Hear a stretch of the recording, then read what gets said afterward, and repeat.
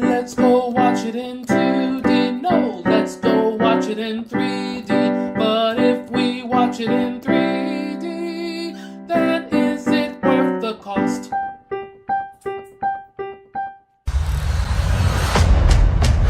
Dread it.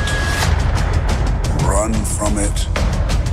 The end is near. We're gonna need some help.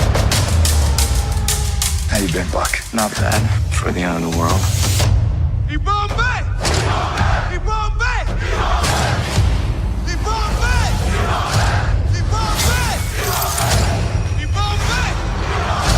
He brought back! He brought back! He brought back! Today we don't fight for one life. We fight for all of them. Avengers Infinity War. When you said we were going to open Wakanda to the rest of the world, this is not what I imagined. What did you imagine? The Olympics? Maybe even a Starbucks? Everywhere April 27th. This podcast is brought to you by 3D Wiggle. 3D Wiggle provides software that lets you convert your 3D images into 3D GIFs and or movies that you can easily share on Facebook or Twitter. We have a 20% off coupon in the link in the description, and we also have deals from Amazon, and we also have a Patreon. So please click in the description to get more info. All right, we are here all together. I am Adolf Vega with James. Yes. And Jake. Yes. Jake, hello. And we are reviewing Avengers Infinity War and doing full spoilers. So if you have not seen the movie, get out. Yeah, get out. If you don't want to see spoilers, just get off. Already so many spoiler memes, so you better flee. Yeah, we already reposted a spoiler-free podcast, which I did already. But this is going to be full-on spoilers. So this is your warning. Yes. So now only warning. Only warning. Yeah, you've been warned. Now, as now always, it's your Warning, this podcast contains spoilers. Warning, this podcast contains spoilers. Now, as always, we talk about the 3D element first, and I gotta say, I loved it. What did you guys think? Yeah, I thought it was pretty good, and like it was noticeable in a lot of scenes, especially some of the fight scenes. You know, just Jake? I was very impressed. The cinematography was top notch. This was filmed for 3D conversion, and they maximized it. This is the best 3D work, other than maybe a scene here or there in Guardians 2. This was Excellent. the best 3D Marvel's put out. And that's saying a lot, considering, Doctor Strange looked amazing in 3D. This is pretty much as good, if not a little better. And one thing I wanted to talk about in the spoiler-free version, what I couldn't, was how they actually turned off 3D toward the end of the movie. And this is intentional because 3D is no longer there because half of the universe is no longer there, and it's to signify that. And I thought it was pretty shocking, and everyone in the theater was like, whoa, what happened to the 3D? It's like, oh, wow, they actually stopped it because of what's happening on screen. Did you guys have that happen to you too? Yeah. That stunned me. I will never forget that because it's like, wow, they perfectly got that there. Everyone in the theater was just like totally stunned. It's like, whoa, they turned it off, and it was intentional. It was not because of the bad projector. I watched it in IMAX 3D. Jake, you watched it in D-Box as well. Yeah. So, for me, this is great. The scene where Doctor Strange, Iron Man, Spider-Man Guardians of the Galaxy are fighting Thanos on Titan was amazing in 3D. Mm-hmm. That's probably one of the highlight scenes. James, do you have any scenes that you remember the 3D? Definitely the battle in Wakanda. Like that entire that entire fight scene, with all the four-armed aliens. Mm-hmm. Jake, do you have any That scenes? was lots of great scenes. Snow looked absolutely beautiful coming out. Rain. So many characters ran onto the screen. I mean, that's the only last time I've seen that effectively done in a movie was House of Wax. And they did it just as good as it was done in House of Wax, but they did it multiple times. In fact, both times I saw this, audiences, there was a body floating on the screen from when they're at the wreck of what happened to the Asgardians, and the audience ducked.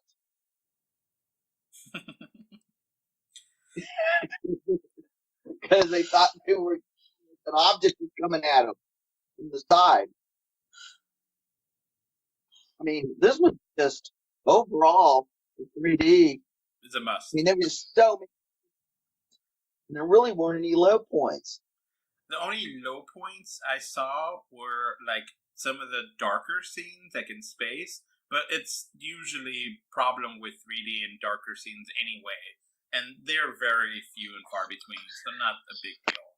Where like you hit a double image and it just looks a little off, but it's fine. Overall, for me, I love the 3D in this. I'm gonna give this, for me, the highest score, great 3D Editor's Choice Award. What do you guys give it?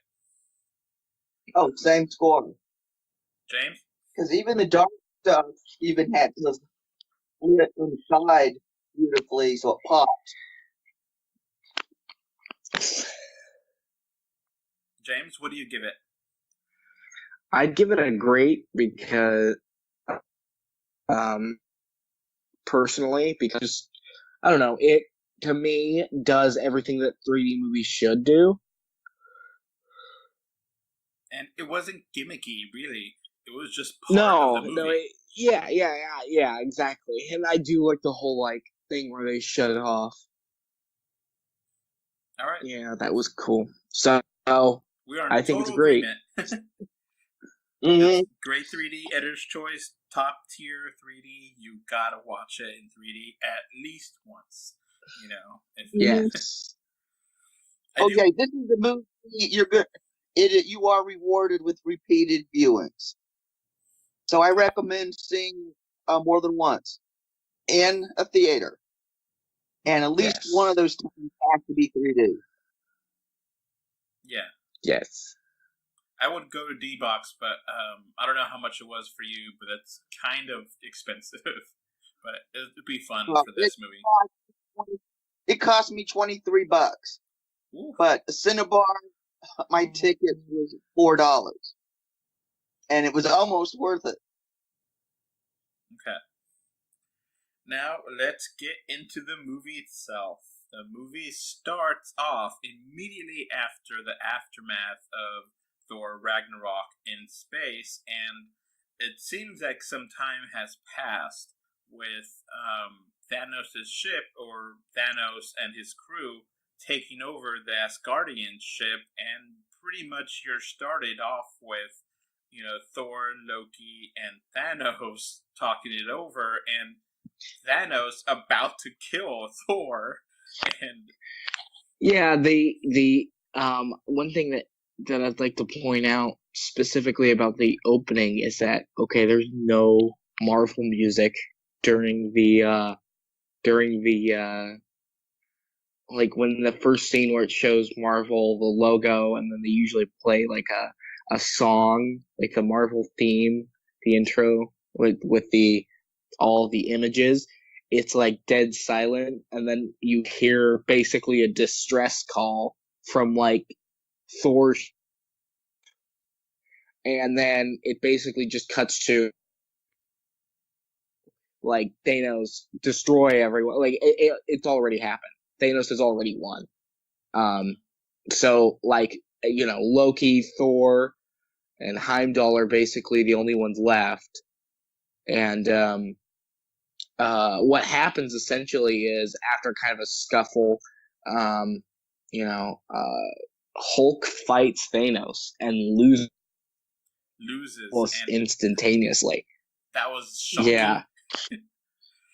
Yeah.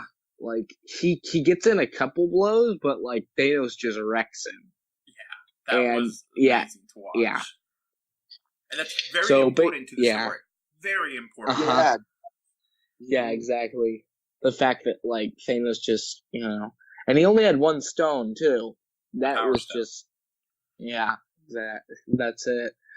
And he just annihilates Hulk basically. And he after Heimdall actually teleports Hulk to Earth using the Bifrost, that power to kind of teleport people, Thanos just kills Heimdall. Yeah. And I noticed Valkyrie dead on the floor too. I don't know if you guys noticed that. Yeah. And Loki actually dies honorably trying to save his brother, Thor. And I give that so much. I was so happy to see him die honorably. I knew I was hoping he wouldn't die like a little bitch. Exactly. I'd much rather prefer like him to die like that way instead of like him basically betraying Thor and then Thanos just deciding to kill him anyway. Yeah. So I did like. The thing is like the whole I'm gonna try and act like I'm gonna be on your side and then stab you, like that's so Loki that like that's what he would do even if you know what I mean. Yeah. Exactly. So Thor in this scene was literally about to die, like within seconds, and it's just kind of whoa, this is one hell of a way to start, Yeah, exactly. So then they basically leave Thor to die, which obviously is a mistake of Thanos, but they assumed it would be fine. And you see Hulk trying to talk to Doctor Strange about what's going on. And, Doctor Strange is top notch in this movie. I love him before, but he's just so great.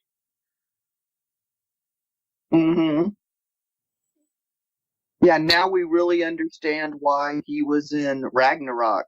So we could see Strange's development as the Sorcerer Supreme. So his actions in this movie make sense. He's powering up and learning. So it's not such a stun because he's a lot more powerful in this movie than he was in his own movie. Yeah. Yeah. We get a scene with Iron Man and Pepper Potts, and eventually Doctor Strange makes a portal to take him in, and Pepper is worried, and which is understandable. And then the invasion starts, the second invasion of New York. Yeah. And Doctor Strange, Iron Man work together, and Hulk can't become Hulk. Dr. Banner, I mean. Yeah. And I was so hoping that Luke Cage would be there trying to help out, but sadly no. It's just one of the things where it's your suspension of disbelief, because it's like it's like are they just really going to try to ignore the fact that you have in New York? Like, what were they doing? Taking the day off? Like, I don't know. Yeah. Jake? Yeah. As long as Ike Putterman has control over television, we're not going to see them in the movie. I know. Why don't they just fire him? I know, thumbs down. I agree, but I mean, they didn't. It could have been a really simple thing. It's like, hey, I'm here. What can I do? I want to help. I'm Luke Cage, and then they're battling, and then Luke Cage just, like, all right, I'm going to try to help out here, and he's in the movie for 30 seconds, and that's it, It would have been a perfect opportunity to kill Iron Fist. And then replace it with a real Iron Fist. Yeah. He's an immortal Iron Fist. Exactly. He's supposed to... It's like... I've seen names where it's like, I'm the immortal protector of Kunlun. It's like, Thanos attacks New York. I only fight ninjas, so I can't help. Only the hand. So... the hand. Alright, anyway, back the to worst the movie. Villains. Yeah. Back to the movie itself. So, you see Spider-Man come in and help out. And Spider-Man and Iron Man are on the ship. They're going up with Doctor Strange. And they give right away, without even, here. He basically, Iron Man gives an order to give Iron Man his super suit, his, Iron Spider suit. And that suit is amazing. I don't want to not have that suit anymore. Why would you downgrade to the regular Iron Man suit, Yeah, really. Yeah. So, yes. Except maybe he doesn't want parachutes that Tony Stark can operate remotely. Yeah. So, what was that villain that was torturing Doctor Strange? Do you know the name of that? That was Maw. Okay. That was... Yeah. something Maw. Yeah, Ebony Maw, a.k.a. Well, okay, another thing I do really enjoy Thanos' crew. I think that they have cool designs, they have kind of cool powers, and they do actually are a nuisance for the heroes. They're not pushovers either,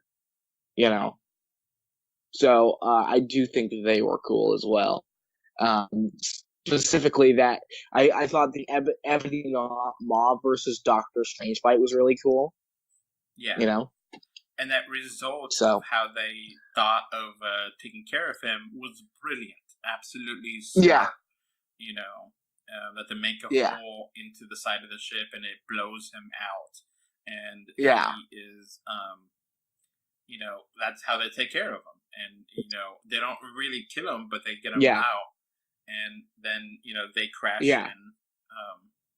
And then we get back to Thor floating in space and crashing into the Guardians of the Galaxy's ship. Which, what is that ship called again?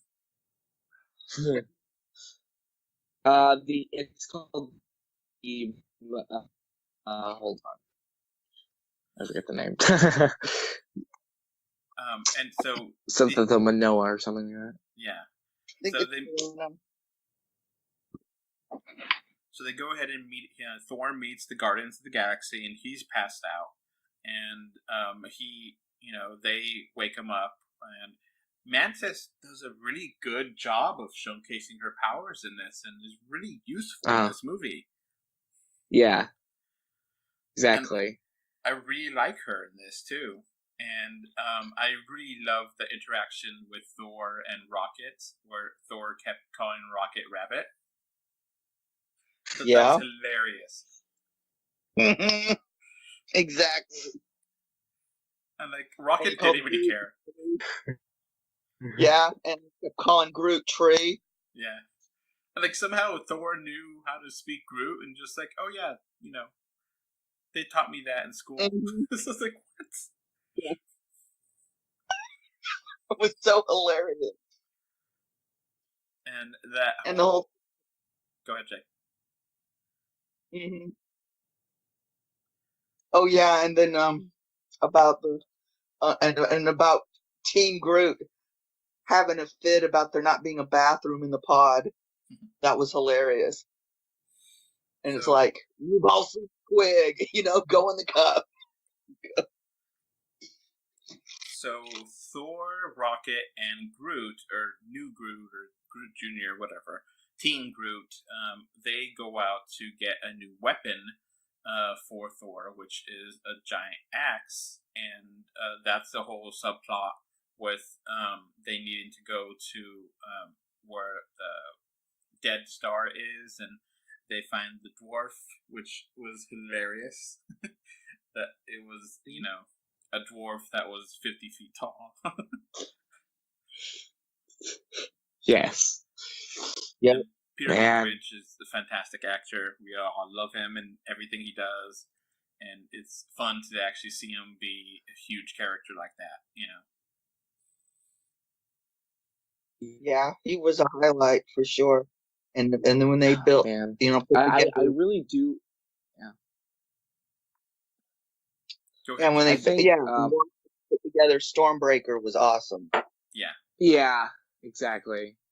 I do find it funny that the midget actor played a giant. That was funny. Yeah, and that Stormbreaker axe is awesome. Yeah, it's made out of Groot. Handled by Groot.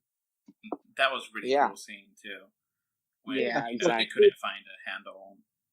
Groot had to make it, and it obviously hurt him a lot to make it. Yeah, exactly. And he was working to lift Stormbreaker. Exactly. All right, so we are. What happens next? Jake, you want to take it from here? Oh, I'm trying to remember exactly. You'd think seeing it twice, I could remember exactly where they go from. Oh, so we get some Thanos information here, and you get to know him, and you get a flashback with Gamora, and how Gamora's how they met.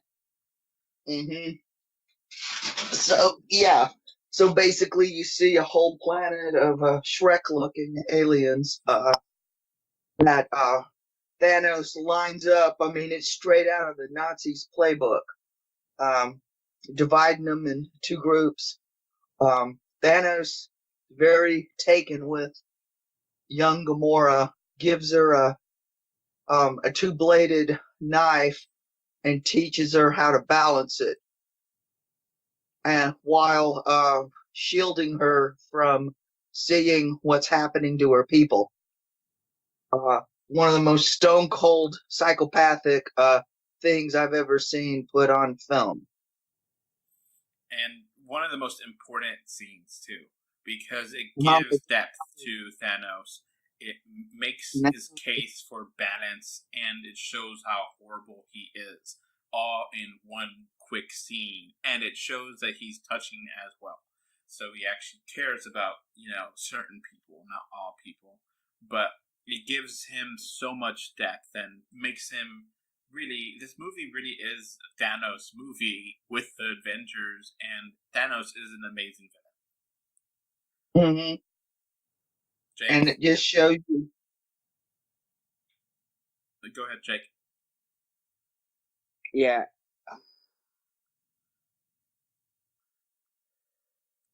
Well,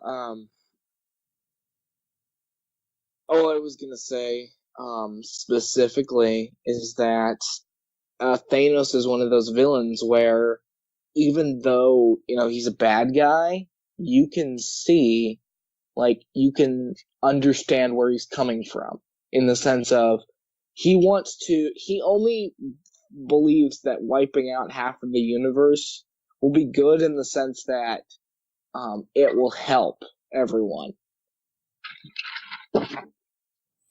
And later sort of on, like a necessary evil.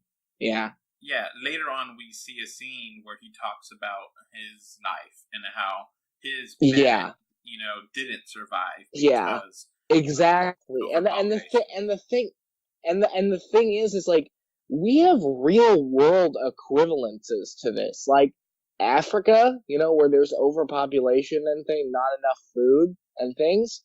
Like, there's plenty of people that make that argument, even if it is, like, evil or whatever.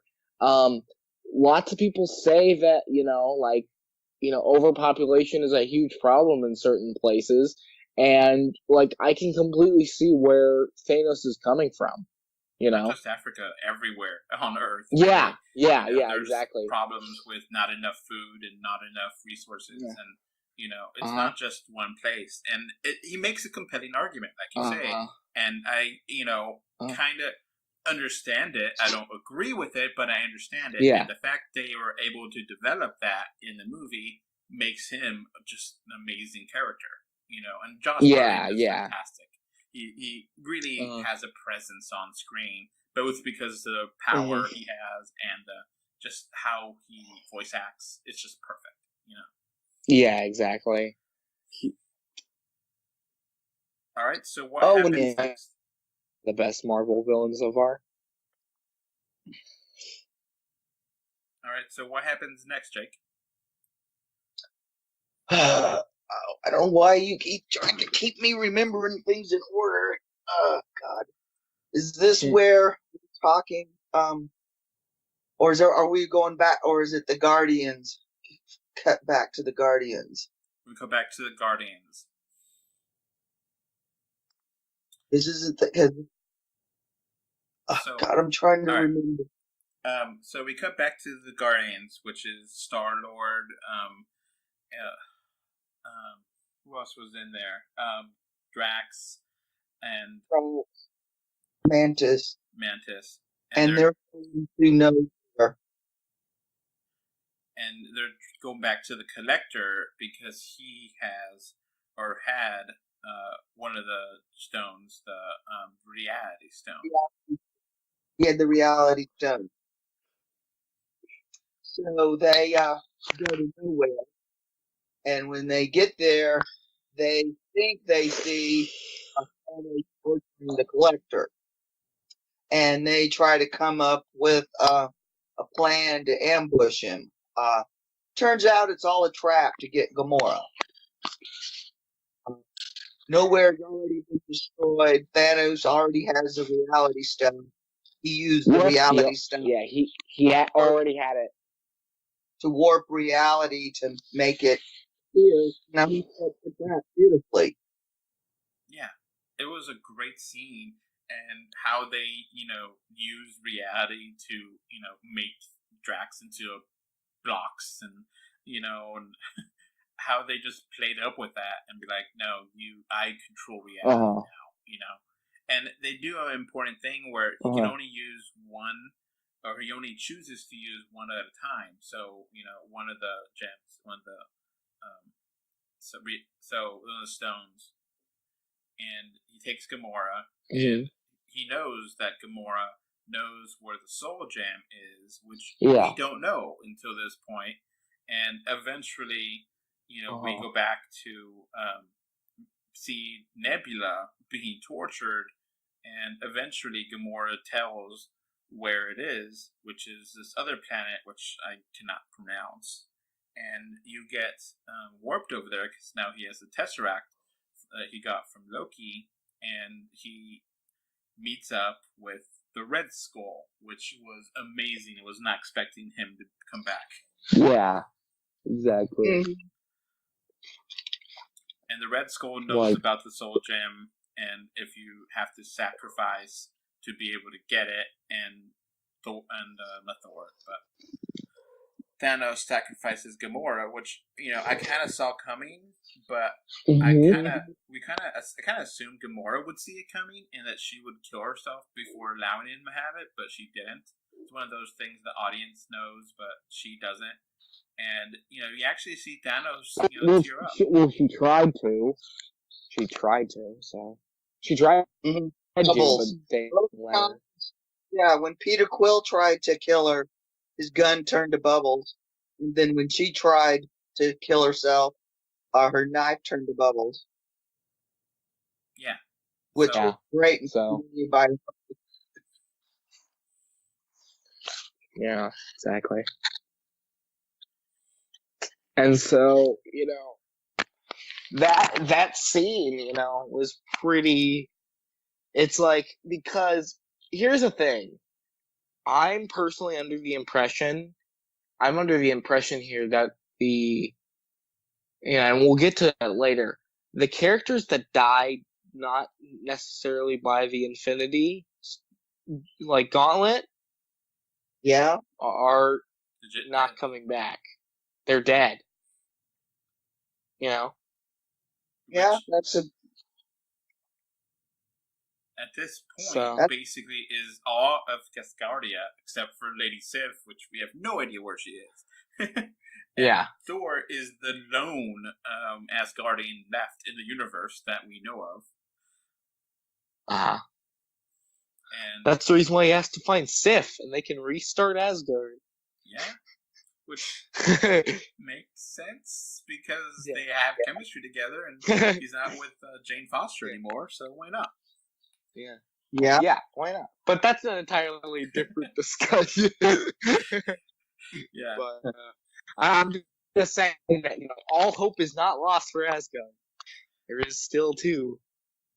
And Thor actually gets an eye from Rocket, which was fun. A good scene. Yes. And what's funny is it's one of those things where it's like that's a joke that's always been around, the whole Rocket Raccoon and stealing prosthetics. And it's this weird thing that's in all the movies.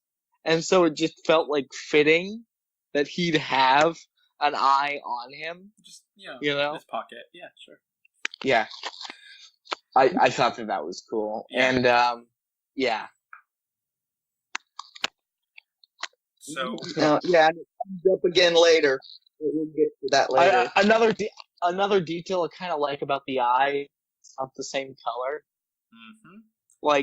Because okay, what's the chances that it would be, blue? His eye color. All right, you know what I mean? Yeah. Mm-hmm. It seems more realistic that it wouldn't be his eye color because it's someone else's eye. And that stays consistent with the rest of the movie. You see other scenes with him, he has two different eye colors, Yeah, exactly.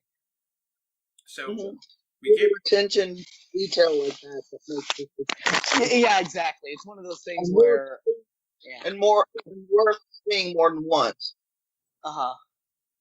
Exactly. So we get back to Earth, and now we know what's going on. And Vision is with the Scarlet Witch, and they're on a date or something. And yeah.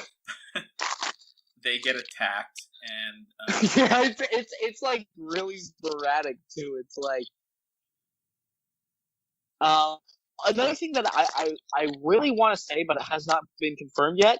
I'm pretty sure that one guy, the guy with the spear, I'm pretty sure he's a Skrull. Yeah, we'll see. He looks like a Skrull, you know what I mean?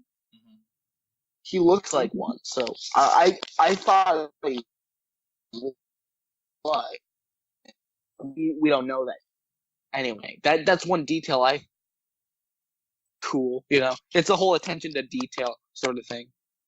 Yeah, and they have this pretty epic fight where it looks like multiple times Vision is gonna die, but he doesn't. He survives, but he's in bad shape. And they, get together with Captain America and eventually go back to, I guess it was a Avengers headquarters, right? Yeah. And, he's talking, it's kind of talking about the Accords and not really listening to it because it's bigger things to go on, Mm-hmm. And they actually mentioned that Ant-Man and Hawkeye are not here because they're having personal things, which I'm happy they mentioned it. I was waiting for a mention at least, and that's all I need. And I'm going to assume we're going to see them in Ant-Man and the Wasp, and I think we got confirmation that for the next Avengers he'll be in. Jeremy Renner may or may not be in Ant-Man and the Wasp. Something I should. When he was filming the movie Tag, he broke both of his arms. So this could play into why he's not in Avengers, and So I don't know if he healed sufficiently when they were filming Ant-Man and the Wasp. Wait, so the actor broke both his arms while filming the movie Tag. Oh, wow! That's probably the reason why he's quote unquote under house arrest. Yeah, it was a little weird, but I'm glad that he's mentioned it. That he just, he's not here, And the weird thing is that I don't think Hawkeye gets mentioned though. No, he said Hawkeye in that conversation. Yeah. And then Hulk comes back, and they haven't seen Hulk in years at this point, and Exactly. they all know where to go, which is Wakanda. One thing that kind of bothered me though was, and this is a minor nitpick. It's like, okay, so when Vision,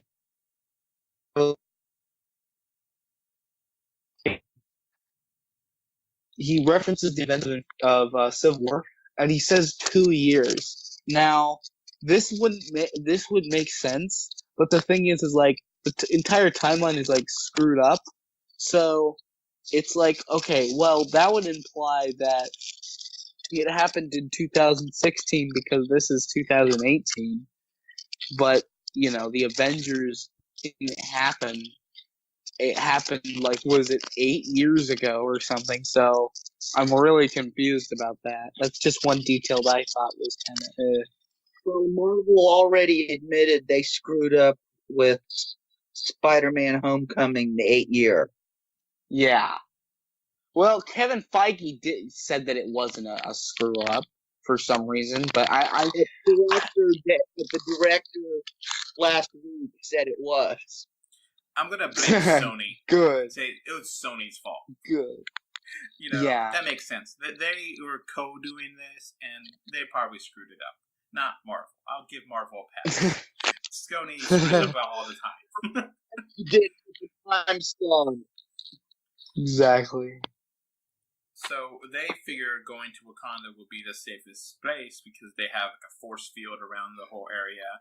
And they could help Vision and take out the Mind Stone from him, and maybe destroy it and try to keep Vision intact as he does that. Now, Vision seems very weak in this movie, like overall weak. Like they totally nerfed him. Well, he's even nerfed past even Civil War, where he was already nerfed. So, I mean, it's a major downgrade from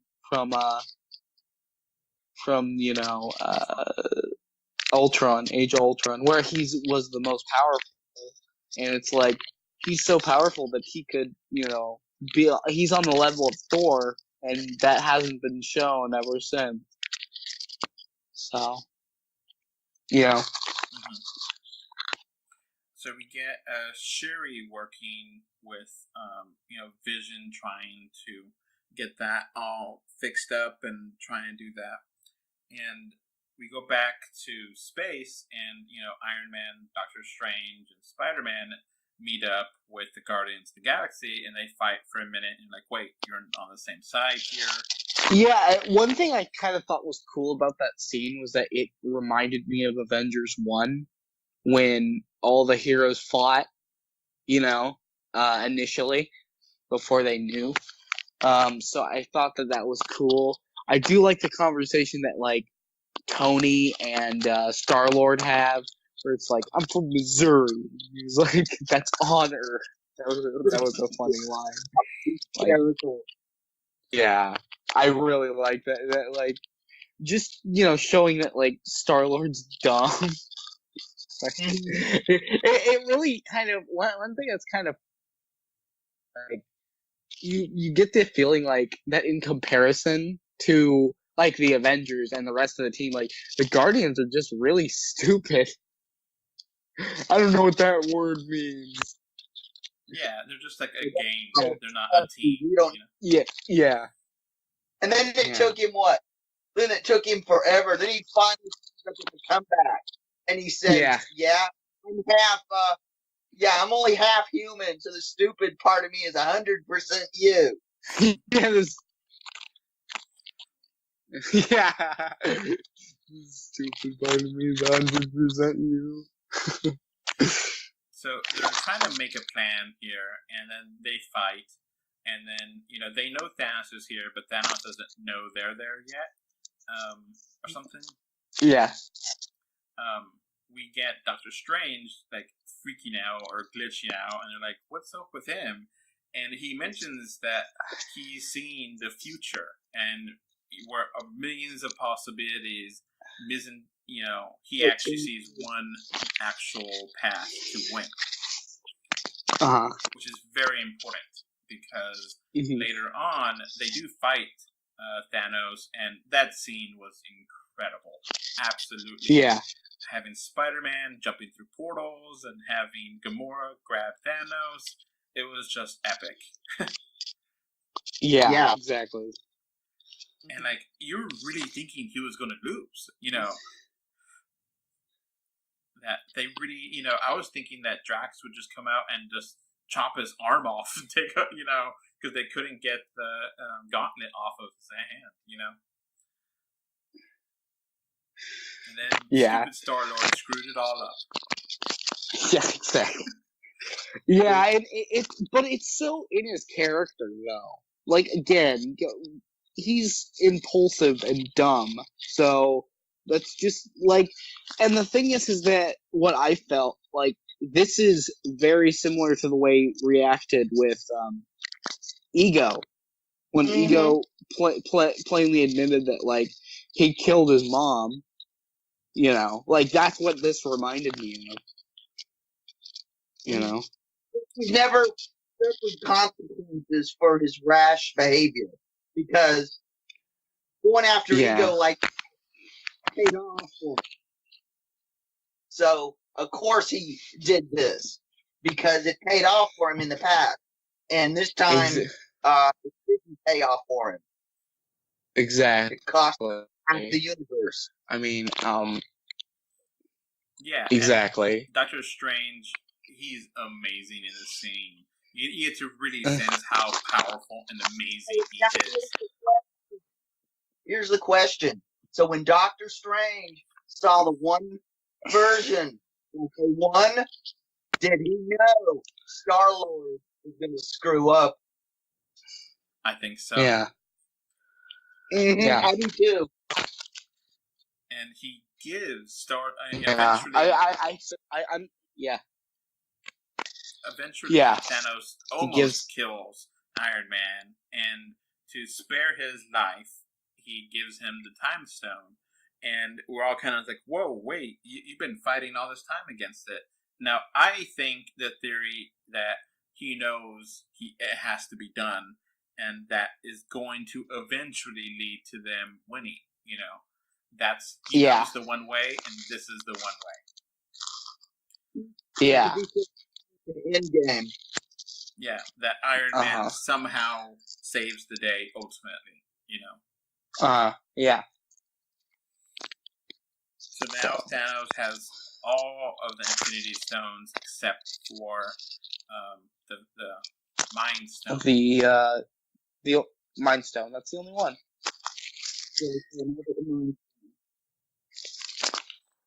Yeah, exactly. So, we do get another scene with Thor and, actually having the Stormbreaker axe and, like, taking the full blunt of a dead star, which is like, how do you kill Thor if he doesn't get, killed by that? I guess, Yeah. Thanos has to choke him out or something. I mean, it's to be the only way to kill him. So, now Thanos is going back to Earth, to Wakanda, because he knows that's where the last one is. And so everything kind of meets up there. And you have another awesome fight scene there, where pretty much everything's on the line. They know what's going on, and, Now, Iron Man, Spider-Man are still on Titan at this point, and you have no idea how they get off of that planet. Yeah, exactly. And Gamora's dead, and Thanos has all the power, and so that epic fight scene was awesome. And eventually, Thor comes in and starts wrecking it, and it was just awesome. And Hulk still can't. What was that? And it was heartbreaking because remember at the beginning when Banner comes to Earth, he thought Thor was dead. Mm-hmm. So Thor hasn't been in touch with anybody. So he doesn't know anything about Thanos really, other than that he's somebody he thinks he can kill easily. So he's not in anybody's plans. He's kind of doing his own thing. This podcast is brought to you by 3D Wiggle. 3D Wiggle provides software that lets you convert your 3D images into 3D GIFs and or movies that you can easily share on Facebook or Twitter. We have a 20% off coupon in the link in the description, and we also have deals from Amazon, and we also have a Patreon. So please click in the description to get more info.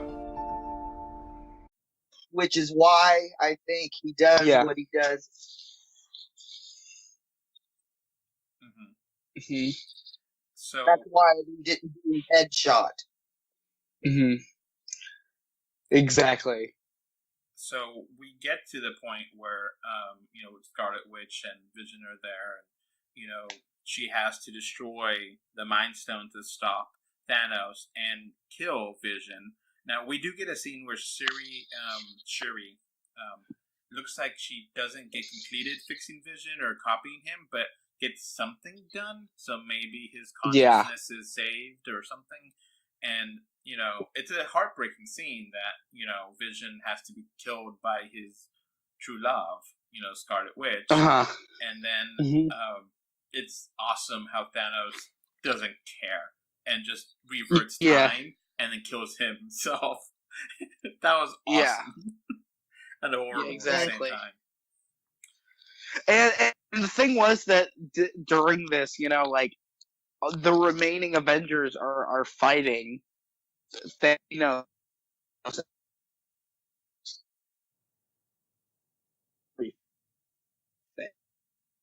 And so during this time, he gets to Vision, and he basically just after he's destroyed, he just snaps his fingers in reverse time, and then just rips it out on himself. Mm-hmm. And then you see a vision of, I guess, inside of the Soul Stone with little Gamora talking to him and just seeing how much it costs to do this. And, at first it wasn't clear that was, but now thinking about it, yeah, that was it. And then he snaps his finger and wins. And that was a shocking moment for, I think everyone gasped in the theater I was in. Yeah. They were like, whoa, he actually won. Actually, a Marvel movie with consequence, and Disney had the balls to do this. Wow. Yeah, the thing I realized, though, is, and, because the way I'm thinking about this, okay, you can bring the people who disappeared back because of the Infinity Gauntlet, the way it works, you could reverse it. The people who died, though, the people who died not by that are going to stay dead. And the thing is,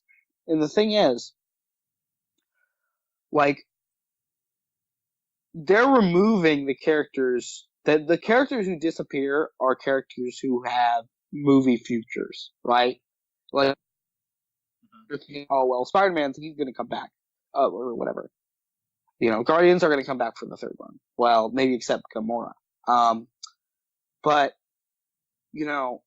watching it, you realize the fact that, I don't know if you guys realize this, the only people left are the ones who are the most, who are in the most danger to actually die.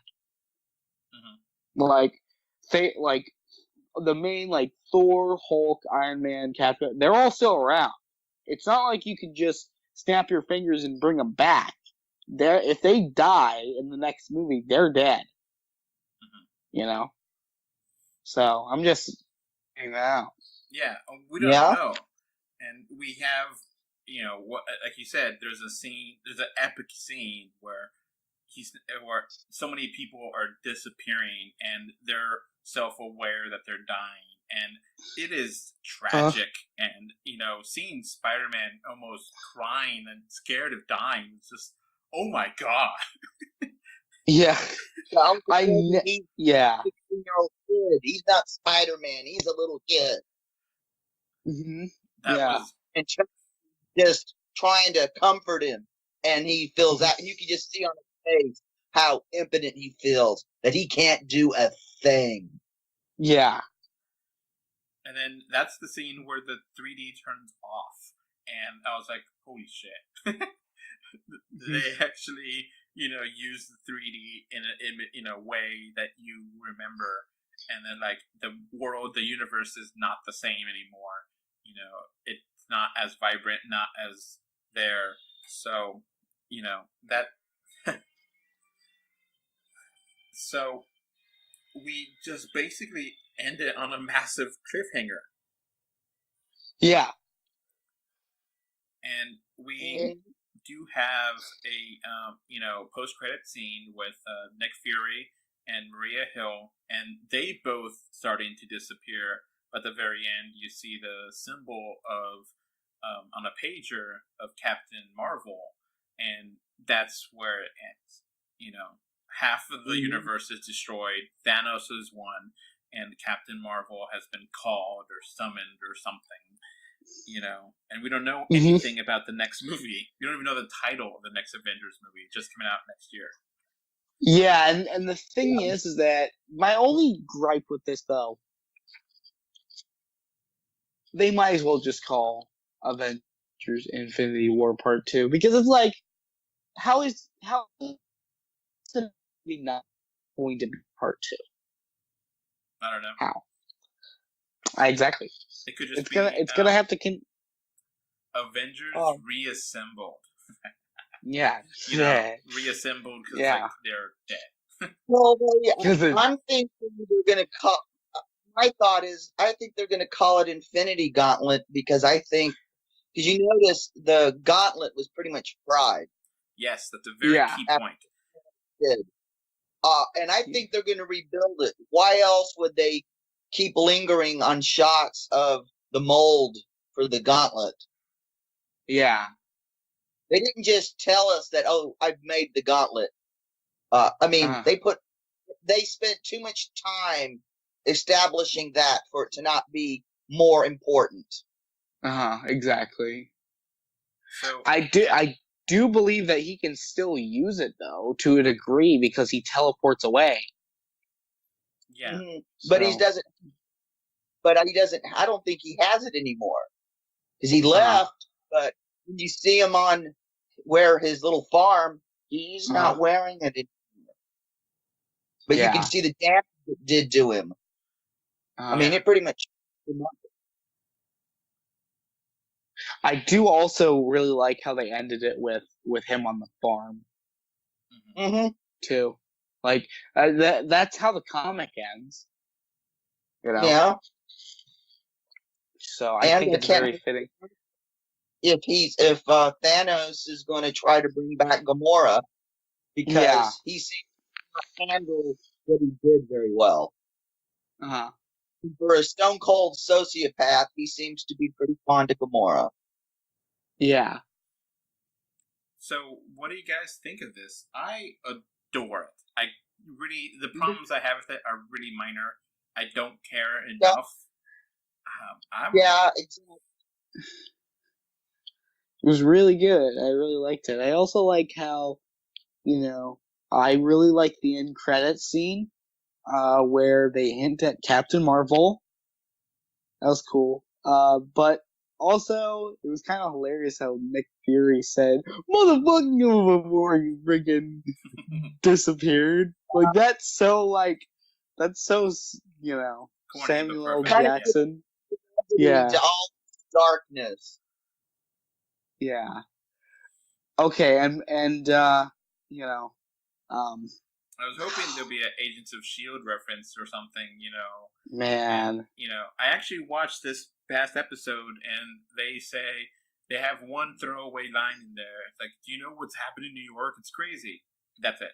That's all it connects to Agents of S.H.I.E.L.D. It's like, come on. Well, okay, I want half the S.H.I.E.L.D. agents to disappear. There's better. 2 more. So I asked the question. I turned over to my friends and said, "Does this mean Coulson's now running S.H.I.E.L.D.?" Yeah, I mean, he basically has been. So, and we haven't seen Nick Fury in a long time. So, yeah. So, man, it's ironic. Half the world dies, then Coulson shows back up, and the Avengers have been thinking he's dead since Avengers 1. So, yeah, I do hope that in the next 2 episodes, the remaining episodes of Agents of S.H.I.E.L.D., well, okay, something happens more. Yeah, exactly. Yeah. Well, what I hope is that in Agents of S.H.I.E.L.D., like, half the team disappears. That'd be cool. Yeah, That'd be okay, awesome. Here's the thing. Here's my explanation. Here's my head canon about why the Defenders were in it. They died. They disappeared. That's the reason why. They're not in it. All right. So let's give our final scores here. I love it. I'm gonna give this perfect score. I could not have wanted it better. For me, this is a 10 out of 10. This is Editor's Choice Award. This is awesome. Perfect. So, highest score I could possibly give it. Jake, you're next. Yeah. What do you give it? I'm going to give it a 10. Because since we do whole numbers here, I'll round it up. I'll give it the 10. All right, James, what do you give it? You might as well. Yeah. 10. All right, we got a hat trick. All 3 10s. I don't think this is going to happen again. Very, rare. It's yes. A hat trick, the full-on 3 10s here, and they hit it out of the park. And Avengers Infinity War is just awesome. Oh, and kiddies who were too young to remember when Empire came out, you only have to wait 1 year. We had to wait 3 years. I know. I had to do the old man when I was a kid. I had to go to school uphill both ways through blizzard snow. That's my equivalent. You only have to wait. And even though there's a lot of questions that we don't know the answers to, I still feel like we got a complete story here, That Avengers 4 will have plenty of time to make its own story and to change things and figure out things. And, it's probably going to be some time travel things that fix things.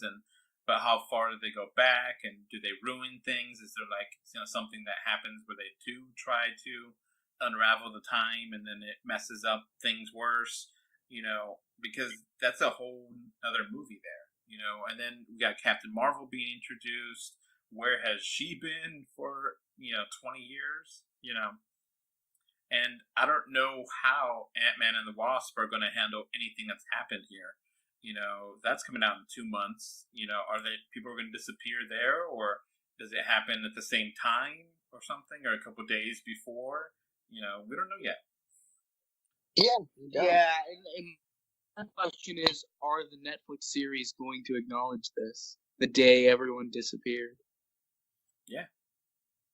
We'll find out. Yeah. Or they may not. We will see.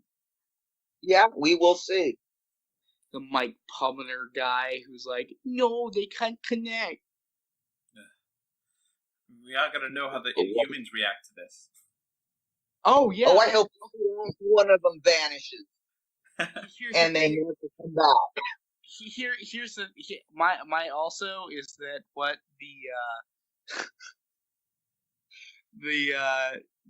it's like if I was telling my friend, I was like, all right, explain to me this. If the Inhumans happened, why aren't they here? Why did they, teleport their big teleport dog into, Thanos and, help the fight? And then Black Bolt could be like, why? And then, like, kill Thanos. Like, why didn't that happen? Yeah. This is a good opportunity to retcon things, too. And, the new universe that comes back after Avengers 4 has the X-Men. Inhumans. Inhumans didn't happen. Inhumans didn't happen. And so that way they can... I really hope that, like when if they retcon it or whatever, like, just because Inhumans didn't happen doesn't mean, like, that those characters won't ever return.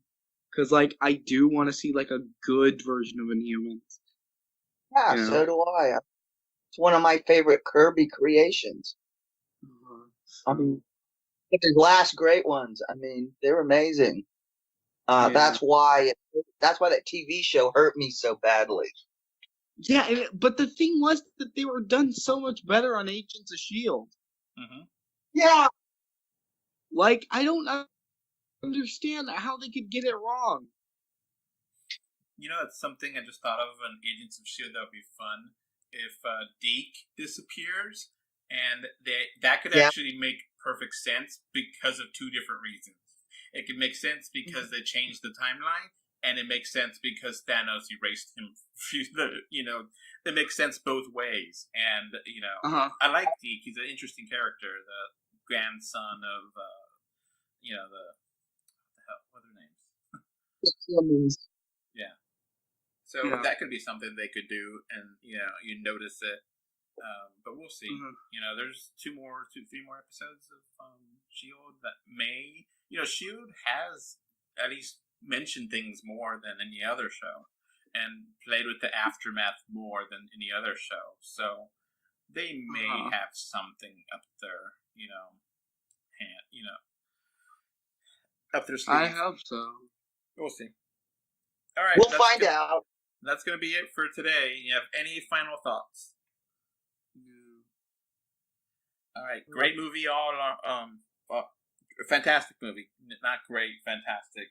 Just, definitely see it. Go see it multiple times. Mm-hmm. All right, bye. Bye. Bye. This podcast is brought to you by 3D Wiggle. 3D Wiggle provides software that lets you convert your 3D images into 3D GIFs and or movies that you can easily share on Facebook or Twitter. We have a 20% off coupon in the link in the description, and we also have deals from Amazon, and we also have a Patreon. So please click in the description to get more info. All right, so that's going to be it for this podcast. We now have a Patreon, and the link is in the description. Thanks for watching.